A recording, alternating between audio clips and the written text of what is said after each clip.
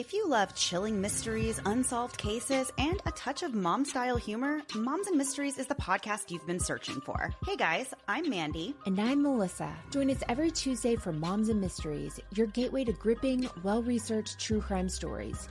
Each week, we deep dive into a variety of mind-boggling cases as we shed light on everything from heists to whodunits. We're your go-to podcast for mysteries with a motherly touch. Subscribe now to Moms and Mysteries wherever you get your podcasts. Criminology is a true crime podcast that may contain discussion about violent or disturbing topics. Listener discretion is advised.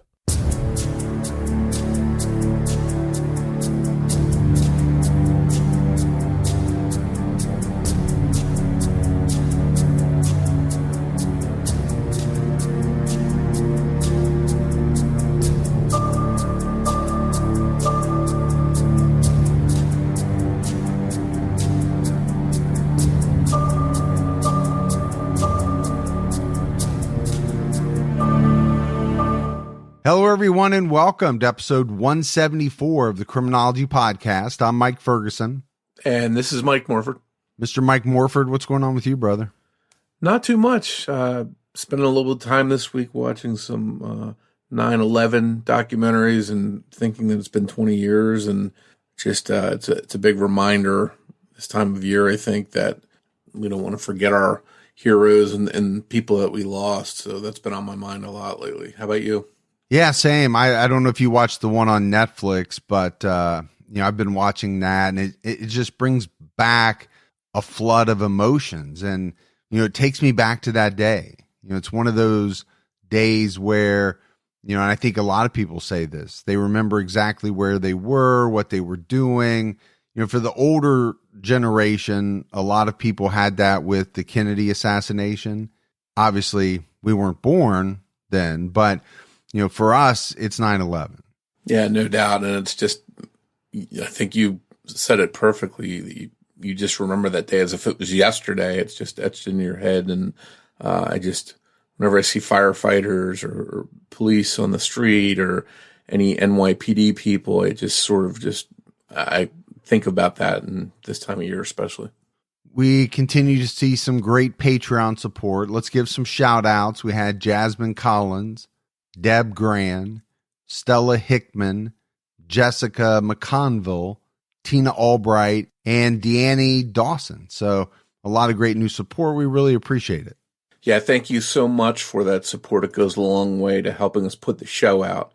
And if there's anyone that would like to support Criminology, you can do so by going to patreon.com/criminology. Folks, don't forget about CrimeCon in Vegas, Friday, April 29th, 2022 to Sunday, May 1st. It's getting closer and closer. It's only about 6 months away. Yeah, and unfortunately, it looks like the tickets will run out for CrimeCon Vegas. So if you're on the fence, don't wait. Make your arrangements to go. We're really looking forward to saying hi to a lot of our listeners, and from what we've heard, it's going to be a great time. Oh, I have no doubt about that. And for those of you that are going to pull that trigger, make your plans, you might as well save a little money in the process. And you can do that by using our promo code, which is Criminology. Go to crimecon.com and use that promo code at checkout to save 10% on your standard badge price. All right, Morph, so we have all of that out of the way. Let's jump into this episode. And today we're heading across the pond to England to discuss a puzzling missing persons case that has a lot of twists, a lot of red herrings, but as of now remains unsolved. We're talking about the case of Claudia Lawrence. Claudia Lawrence was born on February 27th, 1974, in Malton, Yorkshire, England. She has one older sister named Allie. Her father, Peter, was a successful attorney. Her mother, Joan, served one term as mayor of Malton. Claudia's parents had a bitter divorce, and the two never made a joint public appearance about Claudia's disappearance. Claudia attended the upscale and private school York College for Girls, and later went to a catering college. Claudia enjoyed a busy social life, and really didn't date anyone regularly. She wasn't known to have many serious long-term relationships. Once she went missing and her life was put under a microscope, some secret relationships and encounters that Claudia had came to light, and at times would cause the investigation into her disappearance to shift directions, and led to a lot of innuendos and rumors when it came to the media's coverage of her case. In 2009, 35-year-old Claudia Lawrence was working as a chef at the University of York's Goodricke College in York, England, just 3 miles from her home in Heworth, York. She was a frequent patron of the Nag's Head pub near her home. On Wednesday, March 18th, Claudia started her shift at the Roger Kirk Center at Goodricke College at 6 a.m., and she worked until 2 p.m. when she left on foot, which was captured by the campus CCTV cameras. An hour later, cameras also caught her walking past a shop in Melrose Gate, about 3 minutes from her home. That evening, she spoke to both of her parents on the phone, and from what they noticed, she was fine and everything seemed normal. She did mention that she had to go to bed early because her car was in the shop, so she had to walk to work instead of drive. So she would have to wake up before 5 a.m. But besides that minor detail, nothing really seemed out of the ordinary. The next day, Thursday, March 19th, Claudia didn't show up for her shift at work, which was scheduled to start at 6 a.m. Her manager called her, and after the phone rang a few times, it went to voicemail. Later that night at the Nag's Head pub, Claudia's friend Susie Cooper showed up for a get-together the pair had planned. But Claudia didn't show. Susie called Claudia but never got an answer. This surprised Susie because Claudia was practically always on the phone or had it next to her. So Susie called her again but still got no response. The next morning, Friday, March 20th, Susie tried to call Claudia once again, and when she didn't answer, she became worried enough to start contacting their mutual friends. Susie called George Foreman, the landlord of the Nag's Head pub, since Claudia was there so often, but he hadn't seen Claudia either. Susie was starting to get really nervous, and she decided to call Peter Lawrence, Claudia's father, later that day. After confirming that none of their friends had heard from Claudia, Peter called Claudia's work and was informed that she didn't show up to her shift that day or on the day before. Peter Lawrence decided that he needed to check on his daughter.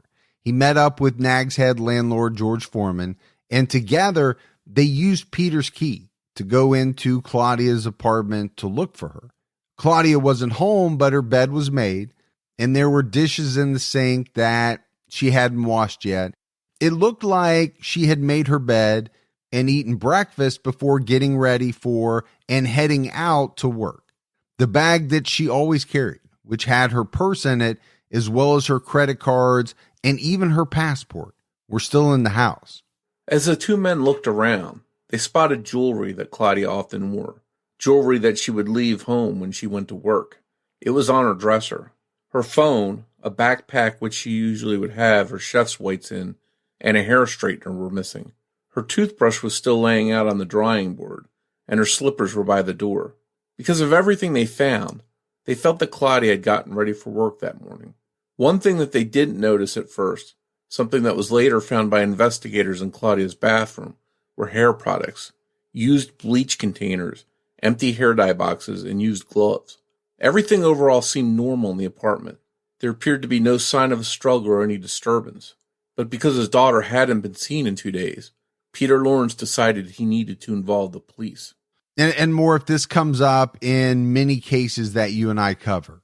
Parents who find out that their adult children are missing, haven't been heard from.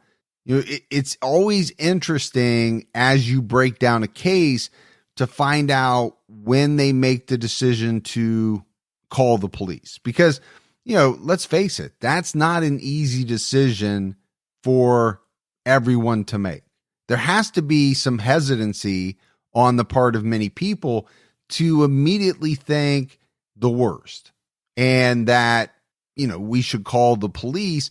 I have to believe that a lot of parents, they don't want to believe that, first of all, that something bad has happened to the point where the police need to be involved. I think many people think, well, maybe she went out to party, she stayed over at somebody's house. I mean, you can run through the gamut of different things that would go through a parent's mind, but there's always a spot in every case where people make the decision to call the police, and it's because they've gotten to the point where they're extremely worried. Yeah, I think each situation the family has to weigh am I overreacting here, or is there something legitimately wrong? And I think at this point, based on the fact that she hadn't been to work in 2 days, was pretty alarming, especially if that wasn't her character. If she hadn't missed work before, that would seem to set off a red flag. And to me, I think of the last case we covered, the McStay family, in the last episode. It was, 2 weeks almost before police were alerted that they were missing. And this seems to be the opposite. This seems to be where her father didn't mess around and went for help right away. Yeah, and you made a good point. I think a lot of times it does depend on a parent knowing their child, their children. Okay, is this out of the ordinary, or is this something that we see, right? We don't hear from them for a couple of days, but they're fine. We always hear from them. But a lot of victims that we profile, especially with their job and their friends, they're very prompt, let's say, to show up for something. They don't miss work. And that really gives off a something is wrong vibe pretty quickly. At around 2 p.m. on March 20th, 2009, the Yorkshire police received the report of a missing person. Police met with Peter later that day, but didn't consider Claudia's case to be an emergency because they didn't feel she was endangered or vulnerable. And again, since her house showed nothing amiss, no signs of violence or foul play at all, the police seemed to minimize the seriousness of the situation. Since Claudia was an adult, investigators assumed that she was just out and about and would come home soon. Officers did do a cursory search of the route she took to work, but they didn't find anything of interest. The North Yorkshire police received over 3,000 missing persons calls a year, and in most of those cases, the person was found within days.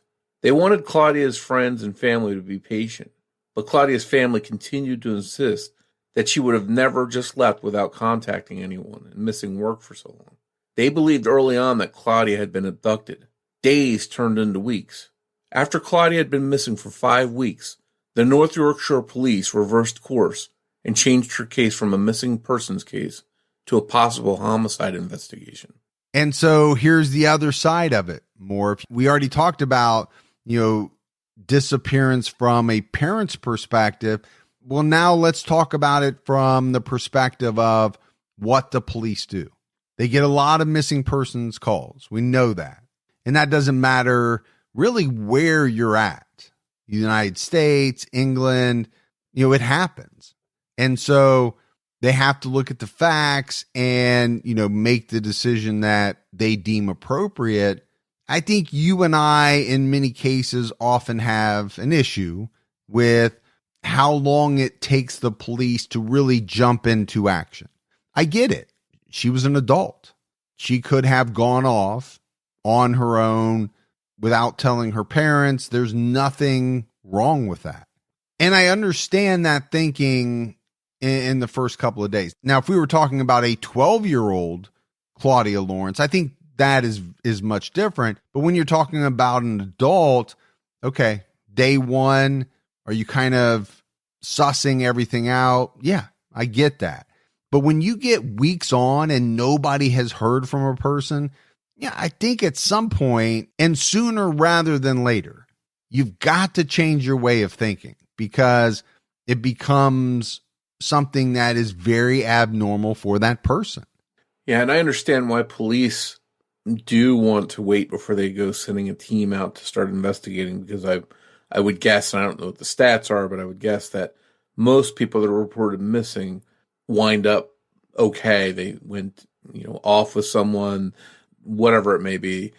But the crucial time in an investigation of someone who's missing under suspicious circumstances or foul play are those first 48 hours, I think. And here's a case where the police weren't even alerted to her being missing until almost 48 hours.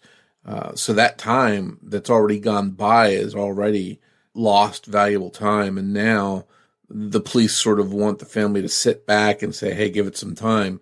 And that 48 hours is already lapsed. Yeah, I think that's a great point that you're making. This wasn't a person who was supposed to be home for dinner at 6 o'clock and a loved one called at 6:30 and said, "Oh, something's terribly wrong. My child or, my adult child is 30 minutes late." That's much different, right? Your point is so valid in that the contact wasn't made until Claudia had been missing for a couple of days. So the kind of wait and see attitude on police, you got to look at it a little differently, I think, then. Yeah, and I think especially the part about her missing work should seem to, I would hope, set off some kind of alert for police. Hey, she hasn't gone to work in 2 days and she didn't call. She just skipped out, it seems like. So it might be a little bit different if she said, "Hey, I'm going to take a couple days off," and and didn't give many details, but at least called. Here, she just didn't call. She didn't show up, and in checking with her employer, they could find out if she had ever done that before, and that would seem to light a fire under them, hopefully, if it was out of the ordinary. Crime Stoppers offered a £10,000 reward, which was equivalent to about almost $14,000 US for information leading to the arrest and conviction of anyone involved in the disappearance of Claudia Lawrence. The possibility of a crime of opportunity was looked into.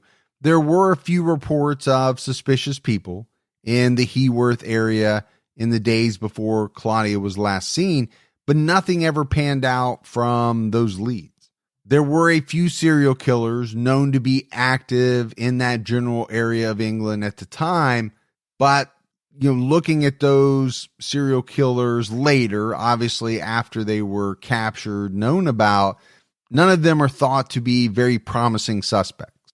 The authorities soon turned their investigation toward people who knew Claudia. They thought that perhaps maybe someone who she would have opened the door to, or she would get in the car with, might be responsible. Looking at Claudia's phone records, police discovered that her phone was on until 12:10 p.m. on March 19th. After that, it was deliberately turned off. It didn't simply die. Until it was turned off, it was pinging off a tower in the Heworth area of York. This means that Claudia's phone never left the area of her home while it was on. The last known activity on Claudia's phone was on the night of March 18th. At 8:23 p.m., Claudia sent a text message, and at 9:12 p.m., an incoming text message came in. Police once again decided to look along the route that Claudia would have taken to work. Only this time, they pulled video surveillance and sought out potential eyewitnesses. There was one camera along the route that she took to work, a camera at the Melrose Gate post office, but it didn't capture Claudia passing on March 19th. A cyclist came forward and told police that he had seen Claudia talking with someone that police would later end up calling the left-handed smoker. Claudia and this man were reportedly seen near the Melrose Gate Bridge electricity substation at around 5:35 a.m. The substation was about a 10-minute walk from Claudia's home, so if she had left that morning when she had planned to, she would have reached the bridge by the time of that sighting. The Melrose Gate Bridge area that the cyclist saw Claudia in is closer to her home than where the security camera was located. So I think this suggests that Claudia never made it all the way to that camera after leaving her home that morning, and that perhaps whatever happened to her happened before that point. Another witness recalled seeing a man and a woman who matched Claudia's description arguing next to a parked car on University Way at around 6 a.m. Since this woman, who is possibly Claudia, was next to a parked car, this could indicate that she didn't walk all the way to work, and that instead, she accepted a ride from someone at some time at or after the Melrose Gate Bridge substation. If she was arguing with this person instead of going into work and starting her shift, maybe something happened to her between University Way and the actual college. In September 2009, the North Yorkshire Police announced that the search for Claudia Lawrence had extended all the way to Cyprus, an island in the eastern Mediterranean Sea. There were reports that Claudia may have received a job offer on the island and that her last received text message was from a man who lived there. Claudia had taken vacations in Cyprus before, so it wasn't all that much of a stretch for police to look there. However, Claudia had left her passport at home, so there was no way for her to travel internationally to get to Cyprus. While detectives were searching for Claudia far away, they also searched close to home at the University of York, where Claudia worked, but didn't find anything that could help their investigation. Over 7 months passed with no sign of Claudia. In October 2009, authorities appealed to the public, looking for the driver of a rusty white van who had been trying to speak to women near Claudia's route to work in the days before she was last seen. Authorities also recovered CCTV footage, which showed a silver Ford Focus hatchback driving down Heworth Road, where Claudia lived. The car's brake lights lit up as it got to Claudia's home. It's believed to be anywhere from a 1998 to 2004 model. Unfortunately, none of those leads went anywhere.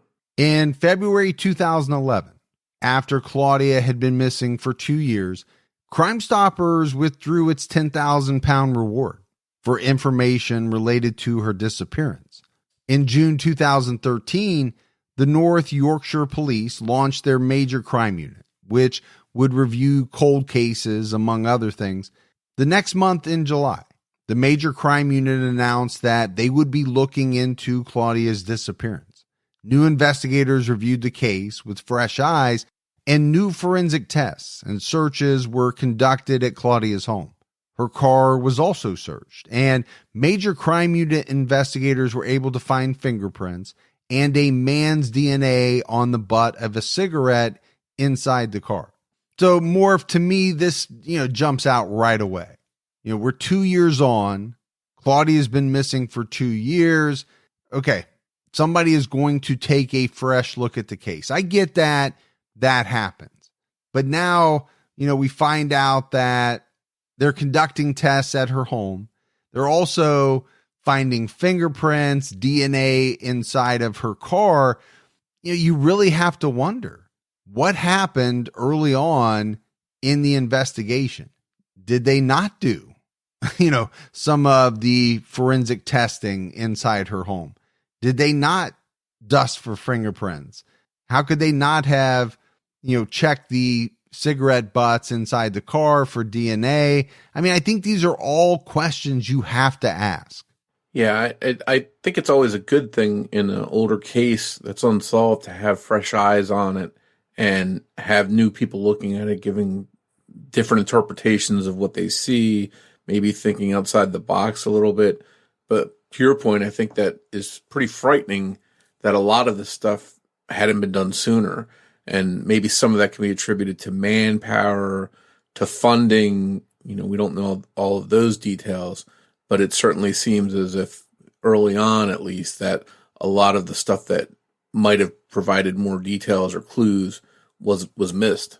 Well, I can tell you right now, if I'm the family, I'm looking at it that way. There's no doubt in my mind. I don't know what else I would be able to make of it but that. On May 13th, 2014, over 5 years after Claudia vanished, the North Yorkshire Police arrested a 59-year-old man on suspicion of her murder. This man lived near Claudia and also worked at the University of York.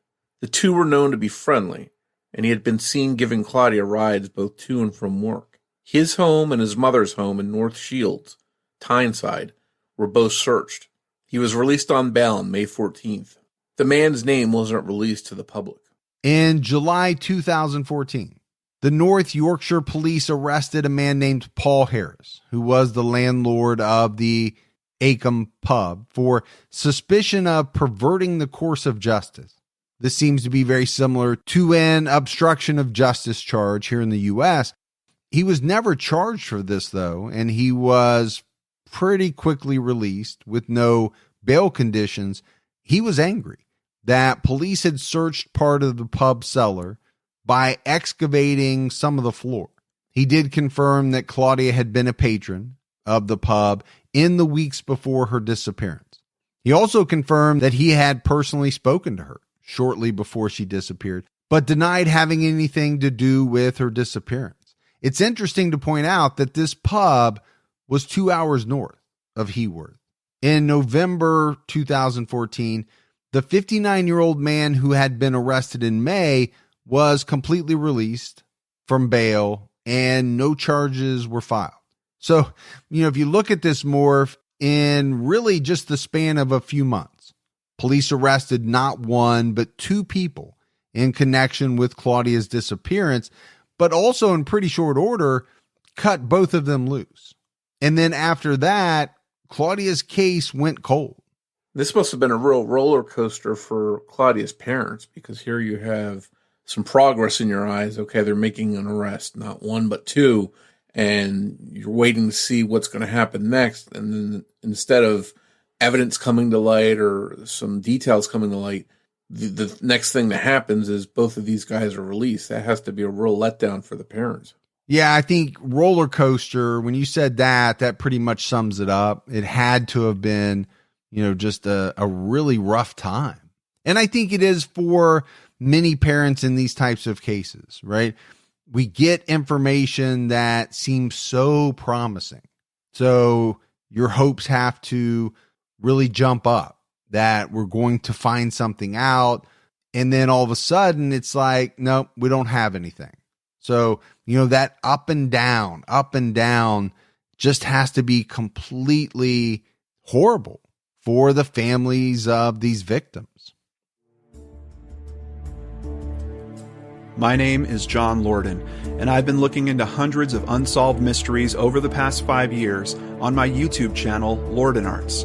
And I've been known to bring a respectful, victim-focused approach to the stories that I cover while donating thousands of dollars directly to those cases and the charities that help them. Now, I'm bringing that approach and sensibility, along with some of the biggest mysteries I've ever looked into and some new ones, to a weekly podcast called Seriously Mysterious. From bizarre occurrences to unsolved murders and unexplainable disappearances, everything is fair game on this show as long as it's seriously mysterious. You can find Seriously Mysterious on your favorite podcatchers or by visiting seriouslymysterious.com. Let's look into the mysterious together. If you love chilling mysteries, unsolved cases, and a touch of mom-style humor, Moms and Mysteries is the podcast you've been searching for. Hey guys, I'm Mandy. And I'm Melissa. Join us every Tuesday for Moms and Mysteries, your gateway to gripping, well-researched true crime stories. Each week, we deep dive into a variety of mind-boggling cases as we shed light on everything from heists to whodunits. We're your go-to podcast for mysteries with a motherly touch. Subscribe now to Moms and Mysteries wherever you get your podcasts. In 2018, Peter Lawrence was appointed to a position as an officer of the Most Excellent Order of the British Empire, or OBE. It was in recognition of his efforts for change and his advocating following Claudia's disappearance. In June 2019, the Guardianship Missing Persons Act 2017 was introduced, and it was informally called Claudia's Law. This law enables a guardian to be designated in order to manage the affairs of anyone who's been missing for 90 days or more. This would allow someone to stop a missing person's bills and stop them from incurring debt that they can never repay. In July 2019, the law took effect. Peter Lawrence was very vocal in support of this law. On March 8th, 2020, the Crown Prosecution Service refused to prosecute a case that the North Yorkshire police had submitted to them, claiming that 4 men in their 50s who lived in York had been involved in Claudia's murder. According to the Crown Prosecution Service, there just was not enough evidence to prove the case. The 4 men had been regulars at the Nag's Head pub like Claudia, but they denied having anything to do with her disappearance. I think to many, it seemed as if the police were desperate, just randomly trying to connect people to Claudia's case. Now, for their part, the North Yorkshire police claimed that witnesses were not being cooperative. Detective Superintendent Di Malin publicly stated that those closely associated with Claudia have withheld key information in her investigation. These 4 men are reported to have all been construction workers, and many people suspect that a university construction site would have been the perfect place to dispose of Claudia's body. And more, if I really want to break down the public statement, right? those closely associated with Claudia have withheld key information in the investigation. Well, what does that mean? Who are these people that are closely associated with Claudia? I mean, you can take that to mean friends and family, and I think a lot of people would. So if that's the case, and obviously we don't know for sure, that's a very interesting statement. Now, if you're just talking about pub patrons or, folks that wouldn't really have been considered Claudia's friends, but people that she hung out at the bar with, well, okay, that's a different story. But, to me, that's the problem with some of these statements. They're so vague that it leads to a lot of speculation. Yeah, I think it could also maybe show that there's some friction there between people close to Claudia, her friends and family, and the police. If the police are taking this position that they're not getting cooperation, and that makes the friends and family of Claudia look bad. And unfortunately, as you mentioned, there's nothing there to really expand on what they had or didn't have that made them feel this way. But it definitely seems like there was some kind of miscommunication one way or the other going on in Claudia's case. Well, the other thing that we have seen is, friends and family are very cooperative up front in the beginning. And it's almost as if, as the weeks pass, months pass, the years pass, their faith in the police, it wanes. And so, maybe they do become a little bit less cooperative when they feel as though police are not doing what they're supposed to do. Their confidence level is shaky. I think you can have that.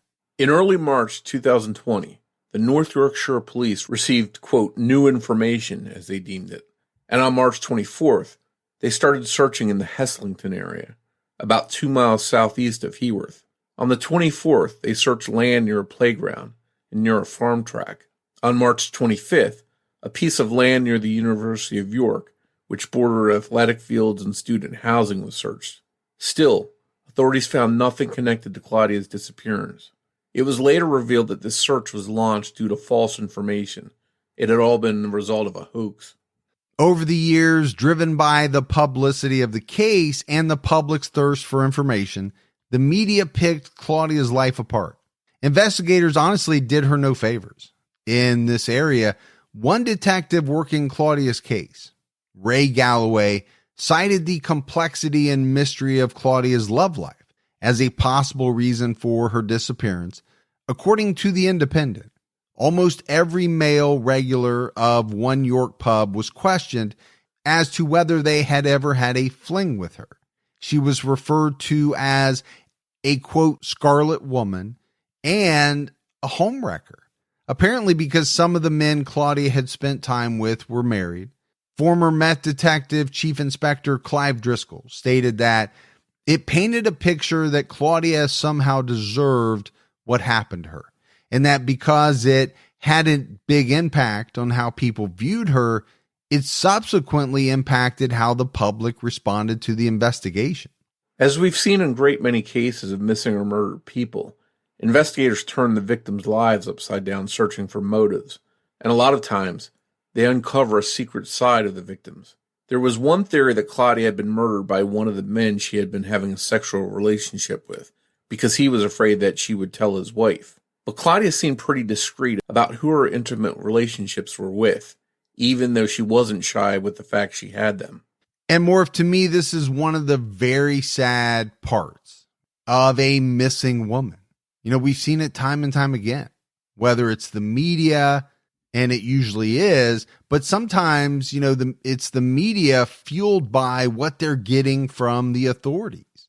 And what comes out is this painting of the victim as, somebody who slept around or was promiscuous or, and even if that was true, so what? It's almost as if the media is trying to paint a picture sometimes that if she had been a different way, if she had not gone out with X number of men, she would not have gone missing. And to me, that is just ludicrous. Now, I get it when you're talking about possible suspects. It's important, right, to try to figure out relationships and, could she have been seeing a married man who would have possibly wanted to silence her because she was threatening to tell his wife. I'm just, saying that as an example.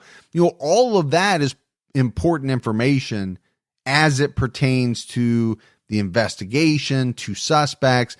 I just think sometimes the media goes way overboard in the way that they negatively paint women. It's unfortunate. It's a re-victimizing, it seems like, of the person. And in this case, Claudia's parents probably had to hear all of that and read all of that in the headlines. And it's a mark against their daughter, against her memory, and probably not something they were happy to hear about. No, because, number one, we're grieving.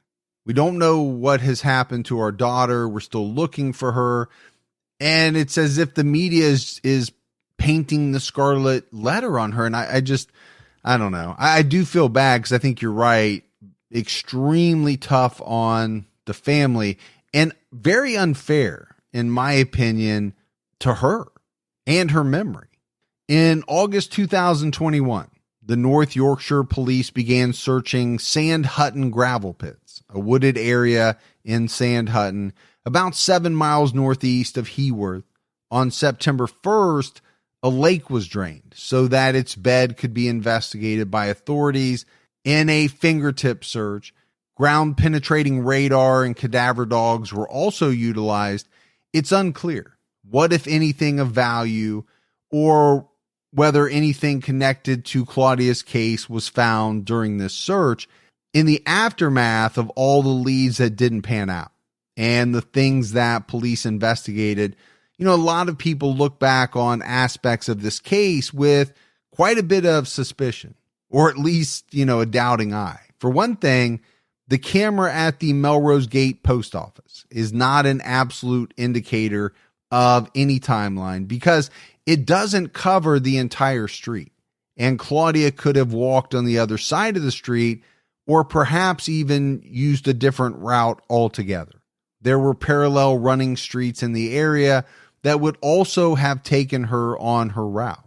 It's not clear if police ever looked for surveillance cameras on other streets nearby. I don't know what the situation was in 2009 as far as surveillance cameras in England, but from what I understand now, they sort of are all over the place. I know that they've done a lot to really try and keep crime down and keep an eye on neighborhoods. So the cameras there are all over the place.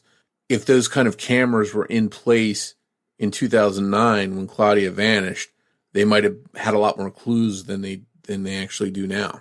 Yeah, I'm in complete agreement with you. Others point to the condition of Claudia's apartment when her father entered it.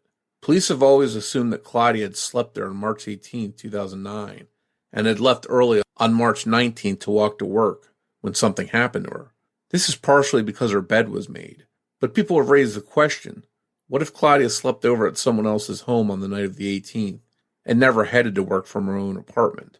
Also, the dishes in Claudia's kitchen sink led police to assume she had eaten breakfast before leaving for work and hadn't had a chance to wash them. People consider the possibility that perhaps those dishes were from the previous night. The night before Claudia vanished, she had spoken to her family and told them that she was going to bed early. But that doesn't technically mean she was going to bed in her own home.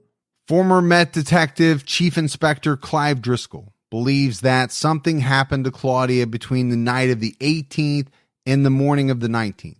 He believes that the investigation should have focused on the time after she hung up the phone, after speaking with her mother, because she didn't respond to a text that she received at 9:12 p.m. While Driscoll believes the secret of what happened to Claudia lies close to home, others believe that there may be clues in the town of Acomb. Phone activity showed that Claudia had been in Acomb in the weeks before her disappearance. As we mentioned earlier, Acomb is about 2 hours north of Heworth in York, where Claudia lived and worked. Although they didn't see eye to eye or get along at all, both of Claudia's parents had issues with the way their daughter's case was investigated. The first hours of a disappearance, as we mentioned, are crucial, and this is the time that police didn't take the case seriously, feeling that Claudia wasn't at risk, and she was out of pocket by her own choosing. Later, her parents felt that Claudia's reputation of seeing multiple men made investigators not work as hard on her case, almost blaming her for going missing. Claudia's mother, Joan, also believed that police used a photo of Claudia with the wrong hair color to publicize the case. And for years, even despite Joan's protest, they failed to change the photo to address the difference in hair color. This could mean that people could have seen Claudia, but not even recognized her.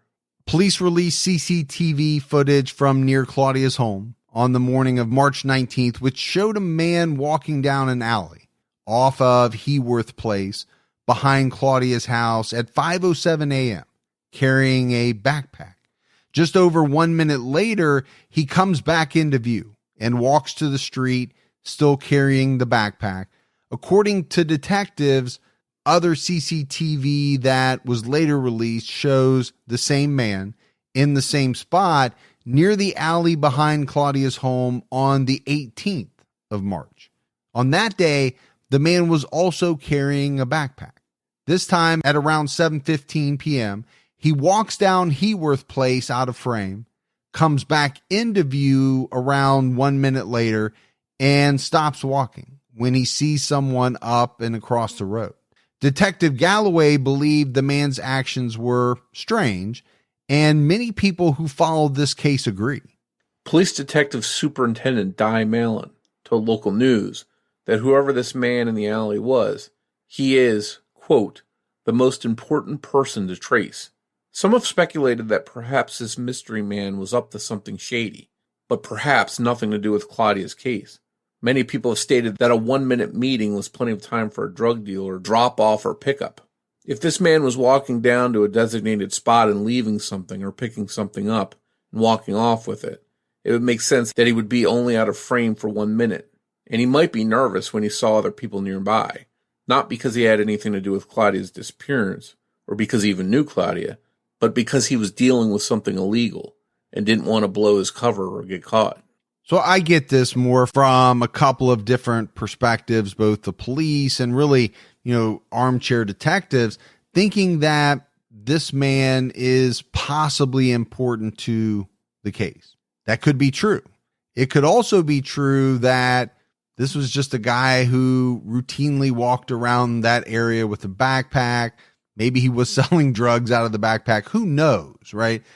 This guy could have been doing a bunch of different things and maybe didn't have anything to do with Claudia's disappearance at all. But no doubt, his actions are viewed as strange, and a lot of people see him as possibly important to the case. Yeah, I think one thing the police maybe could have done if they thought he was that important was just put it out there that, hey, we want to talk to you. We don't care what you're doing there. We're not going to charge you with anything. For all we know, he could have been dealing drugs or something like that. So someone like that's probably not going to want to come forward to police. But if they put it out there that we just want to, clarify who you are, that you didn't have anything to do with this disappearance, we're not going to charge you with anything, maybe that would inspire him to come forward and give information. Yeah, I think a lot of times that happens, but how often, Morph, do people really come forward? It doesn't seem like very often. I can think of a lot of cases where there's a missing person that police just want to identify just to rule them out or just, identify them so they can make sure that they're not involved. All they want them to do is come forward just so they can speak to them. And despite the news putting it out there, sometimes flyers put it out there, people in the community are looking for this person, but they're never identified. They never come forward, and that's got to be frustrating. One person that is a lot of people's favorite suspect in Claudia's disappearance is a man named Christopher Hallowell. He worked as a taxi driver, and he pleaded guilty to the March 19th, 2011 murder of 22-year-old Sean O'Callahan, who he picked up as a fare the night of March 18th. The March 19th date sticks out to many as some sort of attempted or emerging pattern. Now, while there's no physical evidence that ties Hallowell to Claudia's case, he is suspected in a different murder, that of 28-year-old Becky Godden Edwards. Less than 2 weeks after the murder of Sean O'Callahan and his arrest, Hallowell led police to the body of Becky Godden Edwards. The last verified sighting of Becky had been reported to be all the way back on December 27, 2002, and she wasn't considered a missing person by her family until April 4, 2011, which would have been her 29th birthday. This doesn't fit with the March 19th pattern, but the true date of Becky's death is unknown. Becky Godden's mother, Karen Edwards, told The Independent that the 18th of March was, quote, the day that Hallowell broke up with one of his partners. Former Detective Superintendent Steve Fulcher believes that Hallowell killed Claudia, and he stated that, quote, there is a potential witness that came forward, claiming that he had spotted Claudia in physical company with Christopher Hallowell. It's been reported that Hallowell asked a cellmate of his in the 1980s how many murders he would have to commit in order to be considered a serial killer, leading many to believe that he was aspiring to be one. The most generally accepted answer is 3 people in separate incidents. So some people wonder if he was really asking because he wanted to become a serial killer. If he did kill Claudia, Becky, and Sean, that would qualify him as one. When police found Sean O'Callahan's boot floating in a pond in Ramsbury in Wiltshire, dogs were called in and investigators uncovered more than 60 items of women's clothing buried in the woods nearby. It's been speculated by many that this was some kind of dumping ground, most likely for Hallowell. Still, North Yorkshire Police Detective Superintendent Di Malin stated unequivocally that Hallowell was not a suspect in Claudia Lawrence's disappearance. The Wiltshire police also do not believe that Hallowell is a viable suspect in Claudia's case. Joan Hallowell believes he has more than the 2 victims he has already admitted to, possibly including Claudia, and Becky's mom believes that Hallowell has 8 victims. According to the Daily Mail, someone actually claimed to have seen Claudia talking to Hallowell through the window of his taxi. The witness reportedly heard Claudia ask Hallowell for change so that she could use a call box to contact her father. This may feed into a lot of the speculation that focuses on Hallowell online in circles where the case is discussed. But Claudia was often on her phone, and as we know, it wasn't turned off until afternoon on March 19th, so it makes no sense that she would need change for a phone call that day. According to the Daily Mail, Joan Lawrence believes this witness. If you know anything about the Daily Mail, though, you've probably heard that it's not a credible source, and that it's more of a tabloid. It's unclear the veracity of this statement or whether Joan really expressed these beliefs to them, but it certainly drives suspicion of Hallowell in the public eye. Another man whose name often pops up in connection to Claudia's disappearance is Richard Cartwright, a railway carriage cleaner who was apparently seen on CCTV walking into the alley behind Claudia's house, but it's never been confirmed whether he is the man on the footage that police have released.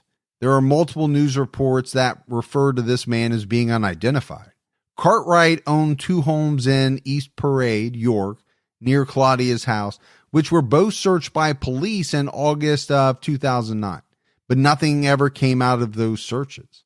After the searches, a police spokeswoman stated that they believed that Cartwright was seen on CCTV, but that they could never confirm it because he had passed away. The 57-year-old man died in April 2009 from natural causes before he was ever suspected of being the man in the CCTV footage. One theory some people discuss is that Claudia ran away to start a new life. This seems to be connected to the hair dye found in her home. People point out that perhaps she was trying to change her appearance, but there's no evidence to support this. Detective Superintendent Di Malin believes without a doubt that, quote, this case could still be solved if only people were honest with investigators. Sky News reporter Gerard Tubbs wrote in 2015 that Claudia's disappearance remains the only missing person case where Tubbs had been warned off or threatened, and that it happened not once but twice. And here again, more if we have investigators coming out and saying that people are not being honest with them. Again, we don't know who they're talking about. Is it friends? Is it family? Is it both? Is it just acquaintances? It leads to a lot of speculation. Then you have this reporter which I thought was very interesting, saying that, this is the only case where he'd been warned off or threatened, and it happened multiple times. Again, I don't know if he's talking about the police, if he's talking about, an unknown entity that warned him to leave it alone, which could potentially be the person behind Claudia's disappearance. There's so much mystery here, man. Yeah, it almost sounds like some kind of crime novel where you've got a snooping reporter and he's getting too close to the truth and people don't want him to find out. And unfortunately, there's just not enough there that we really know why he was scared off. But it's definitely interesting. Peter Lawrence passed away in February 2021 at St. Leonard's Hospice in York at the age of 74, following a brief battle with an unspecified illness. He died without ever knowing what happened to his daughter. Hopefully someday soon we'll have the answers in this case. I mean, if you look at the recent searches that were just last month, August 2021, it appears as though those came about due to new information or tips. That's pretty promising that new information is coming in at this point in time. For now, we'll have to be patient and see what new details emerge. I will say more, based on some recent reporting, it doesn't seem as though Claudia's mom is all that hopeful about some of this new information. It just seems as though she believes that it's not correct. It's not going to lead to anything. So as we wrap up this case, Morf, I mean, there is a lot here. It's a very mysterious case. There's no doubt about that. We have a woman who goes missing. We've got CCTV footage. We've got bar patrons in multiple locations. We have Claudia's love life being dissected by the media. We have some known killers who possibly have ties to her disappearance. I think you can see from all of this that there are a number of potential suspects. I'll use that term. Persons of interest at the very least, because, okay, she had relationships. No problem. There's nothing wrong with that. She liked to hang out at the bar. Okay. There's a lot of people at the bar. Now, the one thing that really jumps out at me is the bar 2 hours away and kind of spending time in this place that was about 2 hours away from her home. There's some real mystery there around that to me. Yeah, it seems like something drew her to that area. I don't think someone would just randomly say, hey, I'm going to go try a bar 2 hours from my home.